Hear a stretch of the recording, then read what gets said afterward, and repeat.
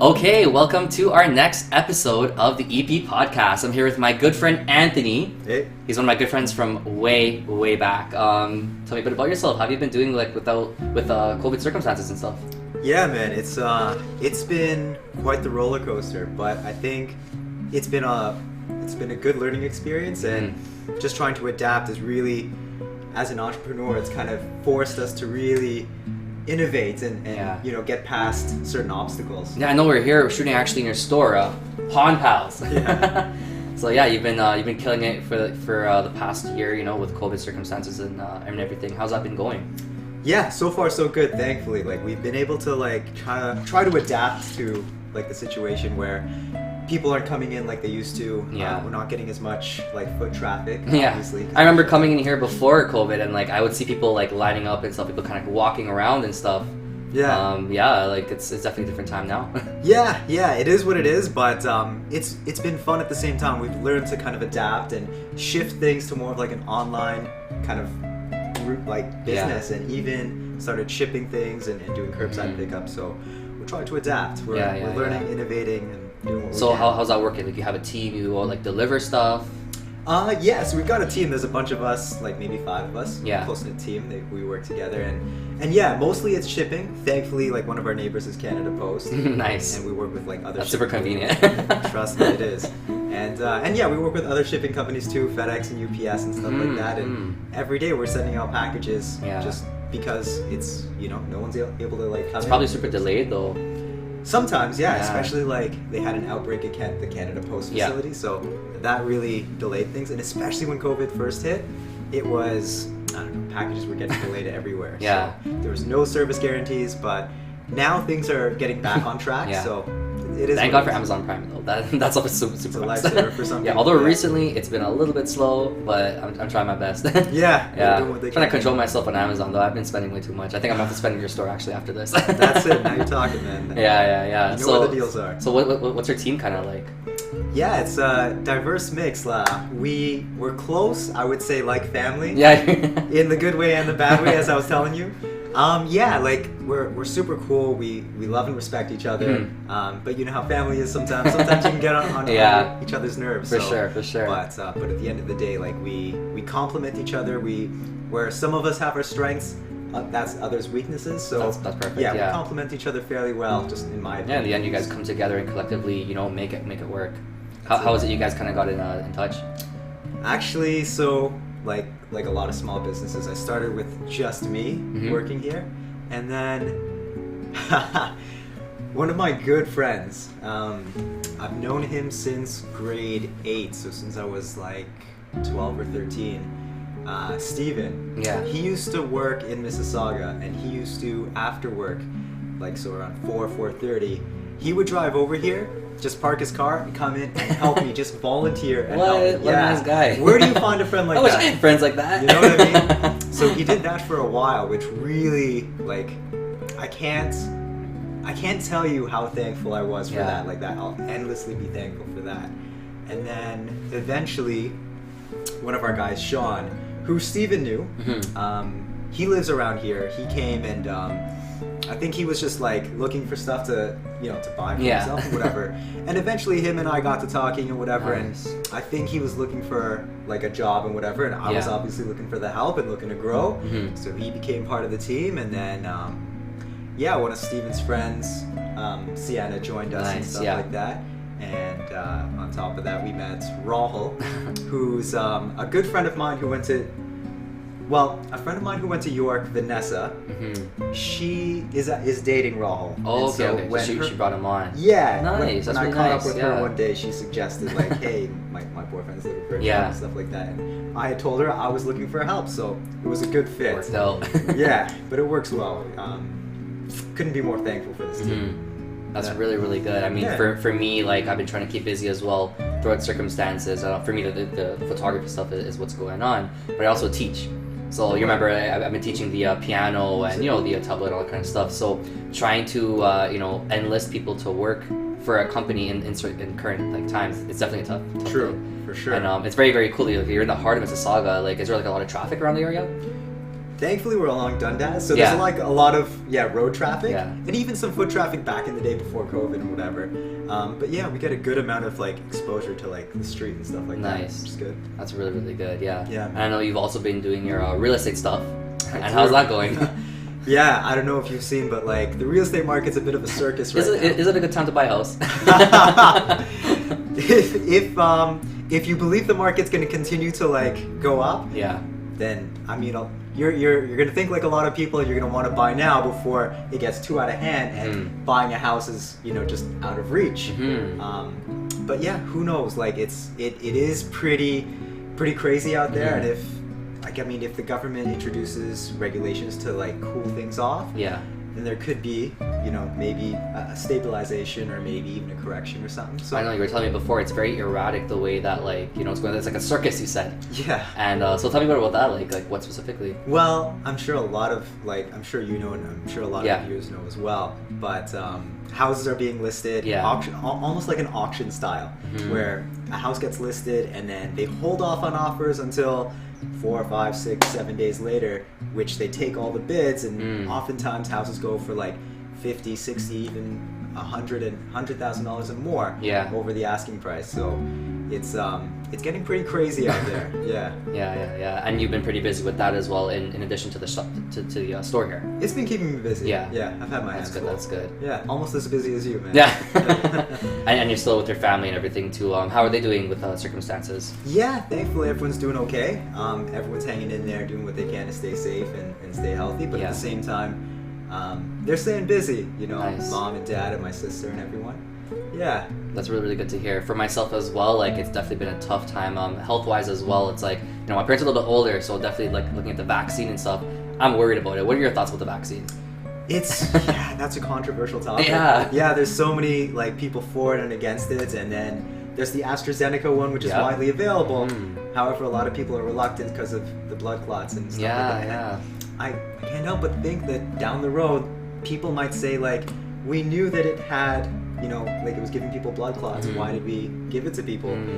I think that might be an issue down the road, but I think at least in the short term, it's nice to have, just to protect the more vulnerable Some kind people. Of security for sure. Yeah. And then one thing that kind of scares me is that we don't know what the long-term effects of any of the vaccines are. Yep.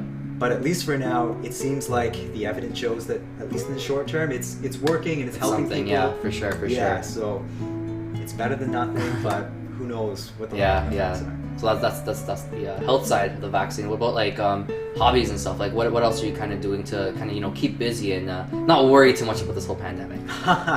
Yeah, that's a good question. I'm sure a lot of people have adapted and stuff like that and found things to do. For myself, I like to... Are you still playing tabla? I remember we were growing up, we used to be in the same class, man. I play when I have to, like if I absolutely have to, if no one else is available, but I don't advertise. Do you still remember those beats? Keherwatal. Oh god, yeah. Yeah. Bajan, take a... Yeah, all those on, man. Like I remember like growing up and meeting you for the first time. You were a little taller than me, and you were always pushing yourself, to do good things. And you're always with your family, and I love that very, very much. I remember looking up to you a lot. How old are you going to be this year? This year I'm turning 31. Oh man, nice. A little bit older than me. I'm gonna be 26. Yeah. But yeah, like really, really cool. I remember growing up and you would do the pundit work.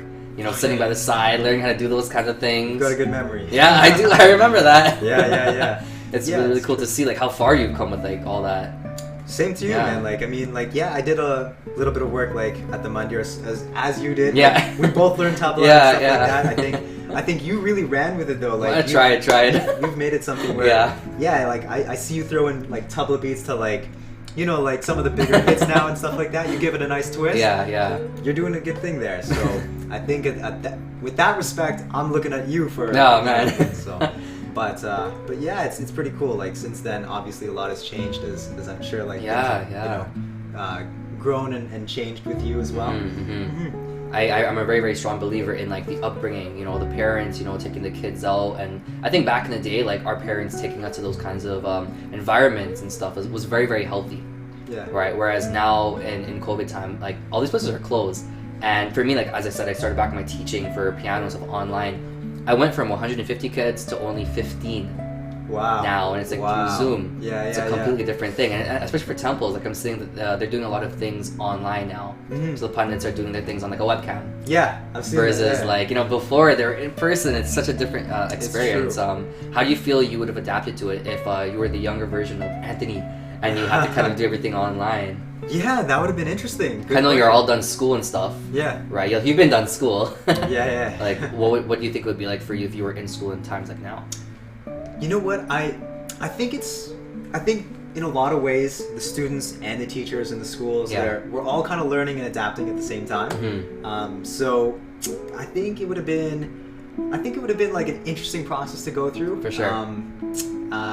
With video calls and stuff like that, it's easy to see, and even like with teachers and professors recording their lessons and stuff like that, it makes it a little easier. Plus, I feel like there's a convenience factor where you don't have to physically like leave your house. I did a lot of my classes in my pajamas. I'll be straight up with you. Saves you time and money. Yeah. So yeah, it's definitely a lot more convenient. I feel like for me, I did my course in college, so it was meant to be practical. But when I would do it on the computer, it's like it's not the same. Right. Yeah. What about yourself? You went to university, right? Yeah. So a lot of that was kind of already like lectures and book work. A lot of it was, At least my program in particular was a lot of theoretical, mathematical, that kind of work. Yeah. Oh man. What was the program you went to again? When I graduated with specialized honors in financial and business economics. Wow. Yeah. And to see you bring this to life with on pals. Yeah, it kind of tied so into cool, like the shop, and it tied into real estate and stuff like that, with finance and business and economics. So it all kind of came together nicely. It wasn't what I had in mind when I was graduating, but it's funny how life works and where it takes you. So here we are. That's super, super cool. So I have a question for you in regards to like all these aspects of hobbies and career opportunities. What's something that really excited you about life kind of in the past, maybe the present, the future? What are some things that kind of excite you about life? Yeah, that's a good question. That's a thought-provoking question. In the past, like, depending on how far back you go, it's like, at least as a kid, like the standard stuff, like every guy gets excited about like games or like TV shows and stuff like that. But as I got older, I think, especially like in high school, one of the biggest things that stands out to me that I got excited about was I kind of discovered how it felt to make money when I was in high school. I found my dad's he had a sound system in his car, a sub. So I found that, and he had long since like abandoned it in the basement. So I dug it out, blew the dust off of it, tested it. It was all good and working. So I eventually asked my dad about it. He said he didn't need it. So I decided to sell it. So I sold it, and just being able to pocket that money and having my own spending money was a sense of accomplishment. Yeah, it was kind of gave you a little bit of a a feeling of freedom. You had your own money to spend and do what you want with, and you had a little bit of power and say and freedom to do something with it. So I kind of got addicted after that. You kind of remind me of I think it's not Randall. It's one of those characters from that family show called Recess. That one guy, he opens his jacket, he has like all these random things inside of it. I don't know if you've ever seen that show before. I don't know if I ever watched like that. Somebody just like selling things, man.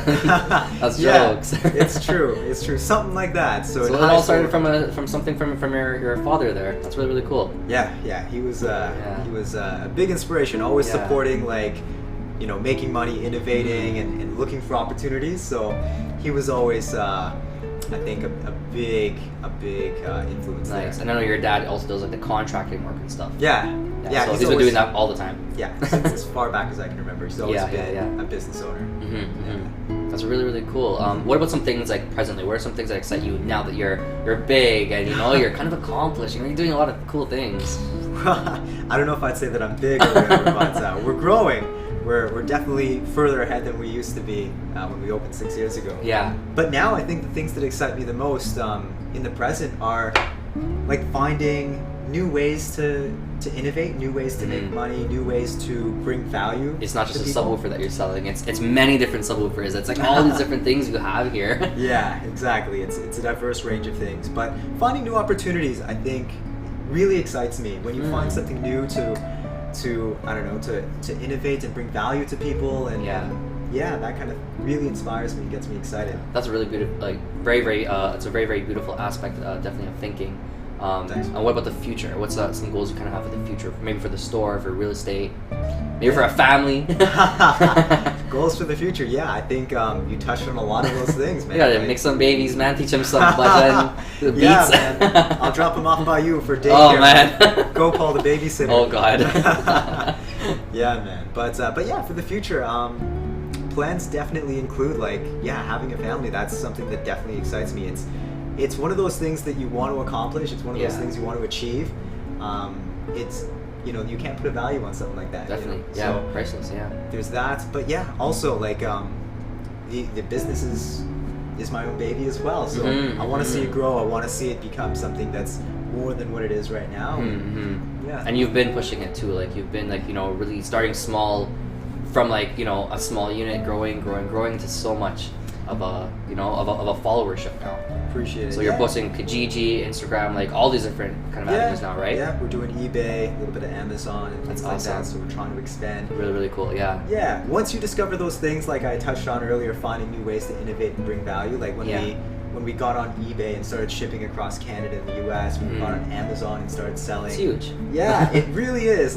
You find a new avenue to reach people and to deliver better value, deliver better prices, and great service. I think when you find those things, it's new and it's exciting, and it just it renews your confidence, and it renews your drive to succeed and to wake up in the morning and actually bring it. Oh man, very inspirational stuff. Thanks, man. That's awesome. So we're gonna take a quick break and we'll be right back. Okay, and we're back. So Anthony's given us so much inspirational thoughts, very thought-provoking things. So I want to know some more about your store and stuff. What's a competition kind of like trying to keep it going and all that? What was it like starting off from the beginning to now, and kind of making some sort of brand image for yourself? Yeah, it's been quite the journey, man. Yeah, when we first started, it was like a lot of small businesses. It's tough. It really takes a lot out of you. At least in my experience, it was kind of like something where you gave it everything you had and more. I was literally all in. If the business needed anything, it came before my needs. I didn't eat unless the business, was okay. Yeah, for sure. I didn't sleep. As I said, it's your baby. Exactly, it's true. You know what I mean? I can't compare it to an actual baby. But if I do treat it like it is. I will not tell your girlfriend. She knows. She knows this is my baby. Yeah. But in the beginning, it was a lot of headache, a lot of investment, a lot of stress. A lot of fluctuations, man, when you have your own business. For me, the photography thing was tough in the beginning. A lot of competition, and me, a scrawny little guy, walking through the clubs with my camera. You've seen me in the clubs before. I'm just there, I'm trying my best to, do my work. And you have a lot of muscular guys and stuff, so I was trying to stand out. That's true. Trying to literally hold my camera above everybody's head and stuff, and traverse myself through the crowd. It's definitely a tough thing. Man. So definitely for you standing out. I know there's a lot of pawn shops in the area, not just Mississauga, but the entire GTA. Yeah, you know what? And it's things like that, like what you mentioned before, with you with the clubs and the cameras and just trying to make your name to stand out. I got so much respect for you for where you started and where you've become. I was scared, man. I was scared. Man, it's people like you that actually inspire me. You know what I mean? I look at you and what you've accomplished, and you're so young. It's it's admirable, man. Thank you. It's hard to pass. Yeah. Likewise, man. Trying to stand out with the competition as well. As I said, a lot of pawn places around the area. Even Kijiji itself is an entire online market. Yeah, so standing out from that, how do you find it with the Kijiji and stuff? Yeah, you know what? It's cool. I think that Kijiji brings value to people. Yeah. And maybe I'm sure it hurts the pawn industry a little bit, but I feel that if you let it hurt you and if you let it get the best of you, you're not innovating. You're not being a true entrepreneur. Yeah. I feel like we've integrated with Kijiji. Definitely. A lot of times we even suggest to people if they can't reach a deal with us, for them to go out on Kijiji and that's do it. Good. Yeah. Yeah. We kind of use it almost like a compliment to our business. I Yeah. think it's the more people that use it, the more people get comfortable with the secondhand market, and that's directly us. We're immersed in the secondhand market. For sure. So yeah, absolutely. And you're right. There is a lot of competition, especially here, given the demographics in our neighborhood. There are a lot of pawn shops and jewelry shops in the area. For sure. I see you have like all these rings, all these things. I guess a lot of people, I don't know, got divorced or something and just sold off their rings. Sometimes, unfortunately, you know what I mean? Oh man. Things happen. But a lot of the times it's just people outgrow their stuff, or I'm sure, like, you know what I mean, like they've outgrown it, or it's just like out of style, or they've gotten something new, or old boyfriend, old girlfriend. You know what I mean? So we got a lot of those. Like, what are some of the craziest things you've ever like had in your pawn shop? Oh god, some things I can't even mention. Oh god. Yeah, but I think the most interesting thing we had was a Harley Davidson. Like a motor. Wow. Yeah. We actually had 3 motorcycles. Nice. At different times in the shop. Yeah. So how does that work? You kind of bring them in, like, do you have to find somebody to maintain it? Like a mechanic or something? Kinda. Well, not really to maintain it. We make sure that it's running and working before we take it. But yeah, they came in, we appraised it, we gave them like a collateral loan against it. Yeah. And then we just held on to it until they paid it off. Wow, really cool. Yeah. It's, you know what I mean? Like, the customer was good with us, so when you have those customers that are good with you, you want to help them, you want to be good with them, so just to build that lasting relationship. Definitely. Yeah, I know you have like a lot of like video game things and like those retro kind of things. I guess that brings a very different target market as well. Oh, absolutely. Yeah. Especially, I'll tell you, once the pandemic hit, like, video games just took off. Yeah. We couldn't keep our hands on anything. It was, it just flew off the shelves. Yeah. Even now with like the lockdown and stuff, like video games are selling really quickly. Yeah. I guess people are stuck at home, they're bored, and need something to do. Definitely. There's like only so much you can really do with the pandemic. What are your thoughts on like working from home and stuff like that? Working from home, I think it has a lot of, at least in my perspective, my limited perspective. I can't speak for anyone who's working because you have to come into the business. Yeah, I'm sure like a lot of people are both thankful and maybe not so thankful, because on the one hand, like, maybe they're getting bored at home and stuff like that. But on the other hand, they get to sleep in maybe that extra 20 minutes or whatever. They don't have to leave. They're saving, their transportation costs and wear and tear on their vehicles and stuff like that. So I think it brings some pros and some cons to the table. But I think moving out of COVID, we're going to see more people permanently working from home, some jobs. I definitely agree. I see a lot of that too. For school, it was very tough, like the last semester for me, just kind of doing everything from home because, I have my computers in my room. As soon as I wake up, I just kind of go straight to the computer, open up my program, start working on homework and stuff. Nice. For me, my room is where I just kind of chill. I sleep, I do my editing, I play my music, like I'm on the phone sometimes, To bring that environment now and merge it into a workspace, that safe place of relaxation now becomes a workspace.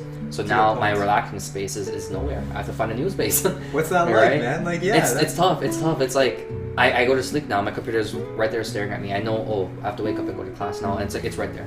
Yeah. Not even 2 meters away. Good. And it's definitely like a mix of both. But it's definitely like I feel like I would have preferred to wake up early, have the commute, go to school. That's all part of the college experience. That's true. Yeah. I'm sure you could relate because you did all that in school, right? You probably went your car, drove to school, came back. It's all part of it. That's true. It is part of the experience, like meeting people face to face and making those like connections and networking when you're in college and university and stuff like that. It is part of the experience. Bro, imagine the small kids. Like I was talking to a new mother the other day who enrolled her kid into kindergarten. Yeah. The kid is doing kindergarten from home. Yeah. And for that kid now, that's the normality of being in school. That's so weird. School, yeah. It's funny. My little sister's teaching too, and funny enough, coincidentally, she's teaching kindergarten. Yes. And like all those kids, like that's what school is to them. She's teaching from home. Yeah, she's teaching from home. Like those kids, they have no concept of like going into like a building and being around like all these other kids. Yeah. To them, like their friends are just like virtual. It's just a face on the screen. Never met them. Yeah. It's insane. Yeah. Yeah. So even for this podcast, I was really debating doing it over Zoom or doing it like virtually, but I didn't feel like that aspect would really be there. It wouldn't really be that present. But like the vibe that we're having right now, we wouldn't feel that as much virtually. And sure. I'm sure you can relate because you're having a lot of calls virtually. Maybe like a lot of like Zoom calls with like weddings and celebrations. it's so weird. Like I do like the wedding photography stuff, and I have to like control Zoom sometimes, and I'm seeing like 80 people come into the Zoom. Even for funerals, like for us, our culture usually does like wakes. We sing for people when they pass away. Yeah. And it's so weird. You're singing to a screen. Yeah. And we're so used to having the pundit, having everybody come like circle around, and even the casket. You know, you go up in the funeral home, you offer your your prayers. For now, it's like you're just looking at the casket on the screen. Yeah. It's so weird. That's I don't know. It kind of blows your mind in a sense. Like this is normal. Like it's hard to think about. Hard to. Super unorthodox, man. Super weird. But yeah, I really hope that things get better, and the year is going forward. I know if the vaccine helps, hope the government helps. Crossed, right, Doug Ford. What are your thoughts on him, man? That's a controversial topic. You know what I mean? Doug Ford, like I think his heart's in the right place. Yeah. I think he's doing a lot of things. Like I gotta admire like just his general sense of. He's trying to do what's best, and that he's doing what's best in his mind. So I admire that about him. Whether he's making the right decisions or not, I don't know if that's for me to say. I think that's for the results to show and for people in general. But he's definitely like this is new to everyone. Like no one's really dealt with the pandemic. So whether it was him or any other politician, it's hard to say how well or how poorly it would have been handled. I feel like maybe there were some missteps, and we're all kind of like in the situation because of it. But yeah, in general, I mean, it's a learning experience, not just for him, but for all. He's just the face of those laws or whatever right now. But I'm sure there's other people who contribute to it. Absolutely. Sort of put it together, assemble it, whatever. But that's good insight. Yeah, he's getting terrible slander for it. I feel very bad for the guy. It's true. He does bear the responsibility of it because he is the face of it. You're right. Yeah. Oh man. So I have another question for you actually. Sure. I want to know what are some beliefs you kind of have regarding motivation? What are some quotes or something you've kind of grown up, looking at? Good question. Yeah. For motivation, I think that it comes to different people in different ways.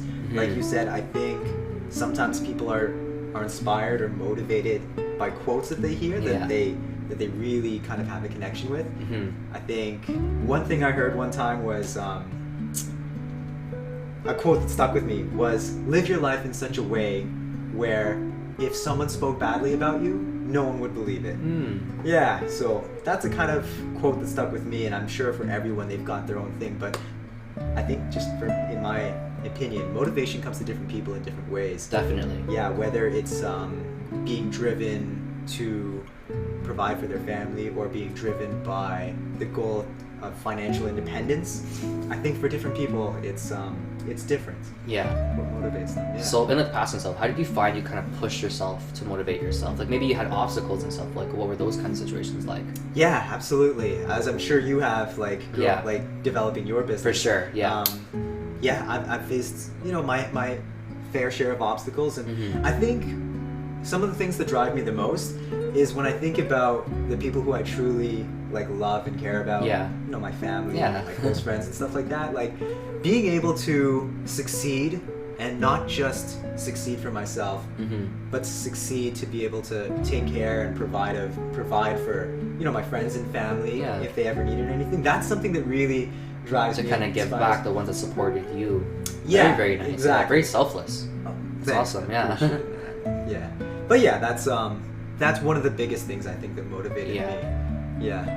What about some obstacles apart from the business and all those things growing up? What about when you were younger, maybe in high school? What are some obstacles you kind of had? I think in high school, some of the obstacles. You had some good friends, or you're with a bunch of bad boys, man? You're probably the lead of the bad boys, man. Oh man. I don't know. That's debatable. We'll see about that. But yeah, in high school, and in school in general, I think some of the obstacles that stood in the way were, I think thankfully I was blessed to have a pretty smooth and easy school. Life. Because of the hair, man. All the girls loved you, bro. Come on. Oh, man. Yeah, man. Until you showed up on the scene and took them all away. Oh my god. No, I can't even see my hair right now. Yeah. But honestly, it was just, I think in high school it was just finding the right people to associate yourself with.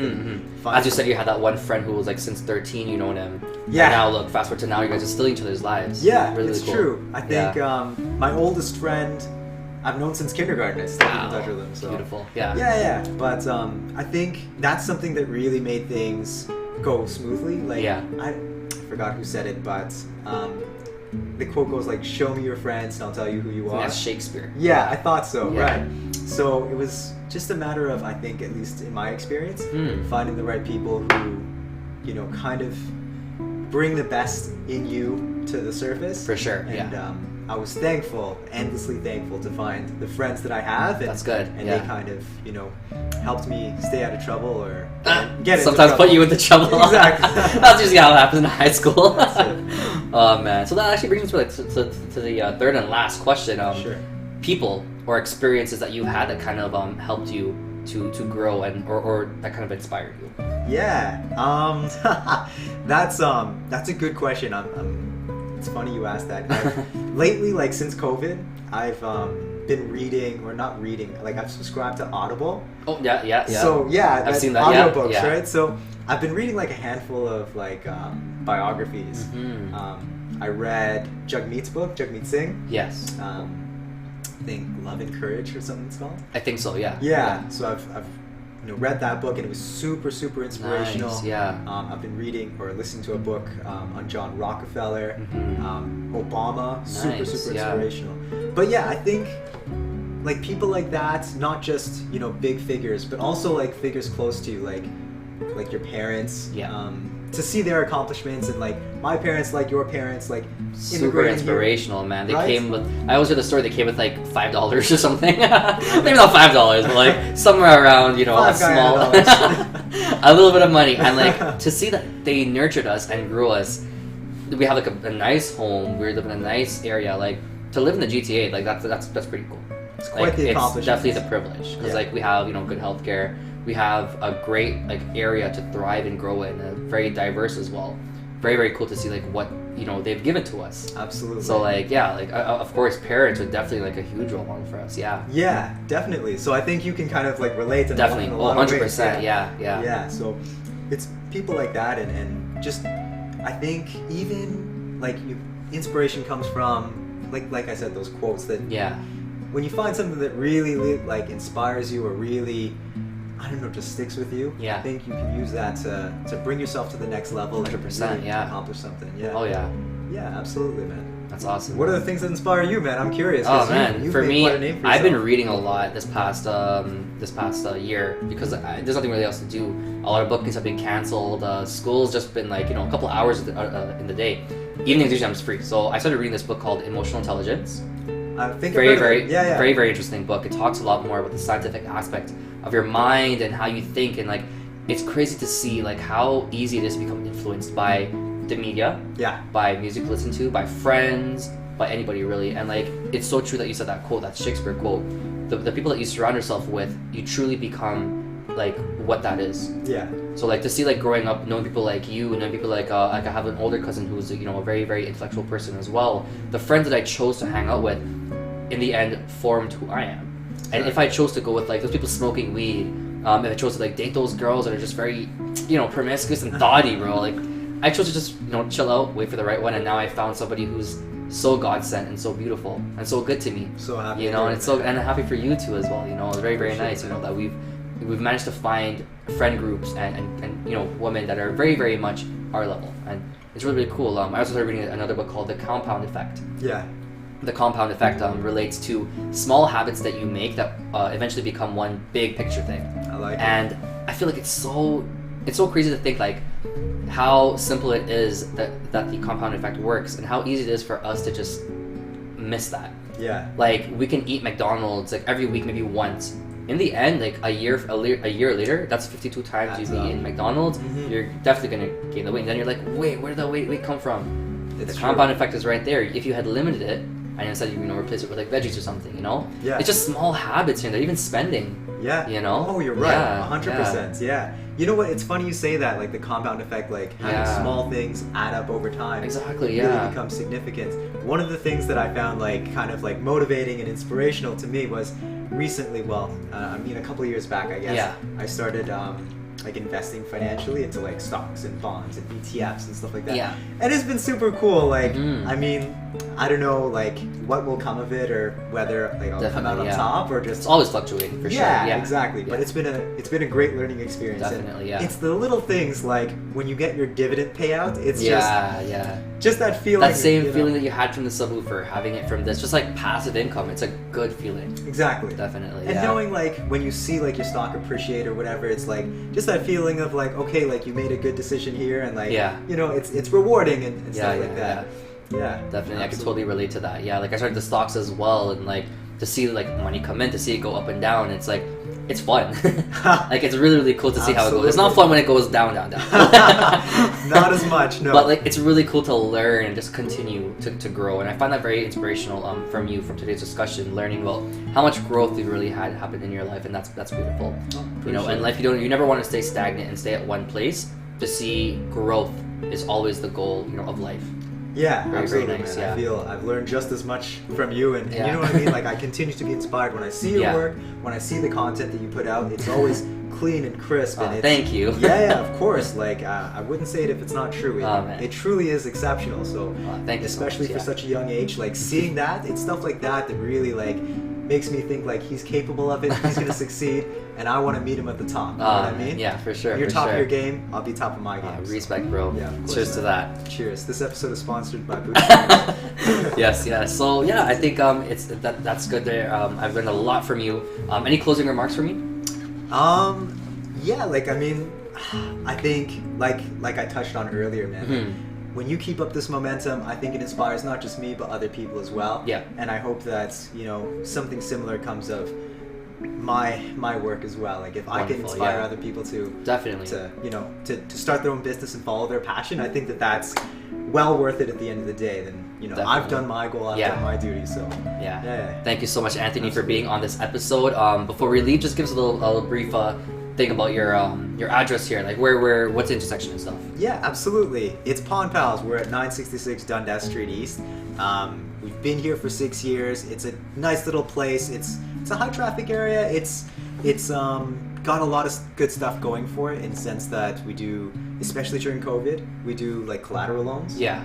So I know a lot of people have been struggling, so we're trying to help out in that way, give back. Small installments of payments and stuff like that. Yeah. You bring something of collateral, get a loan against it, pay back the loan, and you get your collateral back. Nice. But we do a lot of cool things. Like the goal of the shop is really, it's in the name, Pond Pals. Like, we're the people you go pal. to. Exactly. Yeah. When you need, like, when you're looking for something, or you need, like, work done on your car, or if you need a hookup on a phone or a tablet, you go to your friends and you go to your link. Yeah. Who's going to get you the best price? Yeah. That's us. We're your pals. Nice. So that's the name of the game. We look out for the good deals. We try to give that to people.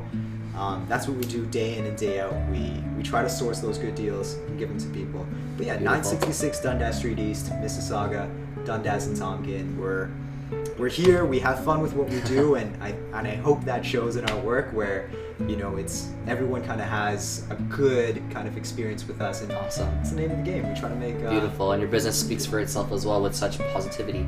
It's very, very nice giving back. Appreciate that. We try. Beautiful. All right, so thank you so much, and that concludes our podcast for today.